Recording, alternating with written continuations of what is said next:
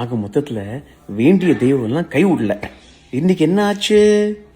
Punjab தோத்தான், RR தோத்தான்.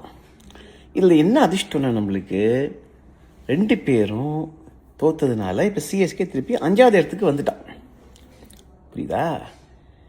என்னன்னா இப்போ நம்ம நாளைக்கு எஸ்ஆர்ஹெச்சை அடிச்சே ஆகணும். டேய் இந்த பசங்களா கொஞ்சமாவது உருப்படியாக ஆடுங்கடா. சொன்ன மாதிரி பிளான் போடுங்க.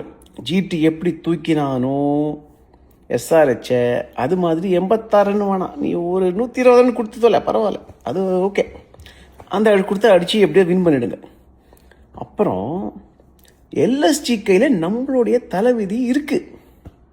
ஏன்னா அவன் அடுத்தது பஞ்சாபியும் அடிக்கணும், ஆர்ஆரையும் அடிக்கணும்.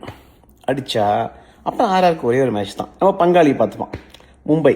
அவன் எடுத்து நம்மளுக்கு கொஞ்சம் சப்போர்ட் பண்ணி எப்படியாவது கொடுத்துருவான். ஸோ ஆக மொத்தத்தில் சிஎஸ்கே சான்ஸ் கொஞ்சம் பலமாக தெரியுது. இருந்தாலும் நல்ல ஜிக்ஸா பசில் மாதிரி ஆக்கிட்டானுங்க. மேலேயும் கீழியும் போகுது. ஸ்னேக் அண்ட் லேடர் மாதிரி ஆட விட்டுருக்கானுங்க. மற்ற என்ன நடக்குதுன்னு பார்ப்போம். இன்றைக்கி நடந்த விஷயம் ரொம்ப சந்தோஷமாக இருக்குது. சிறப்பாக செஞ்சிட்டானுங்க 2 பேரும். ஆர்ஆரும் தோத்துட்டானுங்க, நம்ம யூனியனும் தோத்துட்டானுங்க, நம்ம பஞ்சாபும். ஸோ சந்தோஷமாக இருக்குடா. இதே போல் நாளைக்கும் பண்ணுங்கடா. எஸ்ஆர்ஹெச்சை வின் பண்ணுங்கடா. சரியா?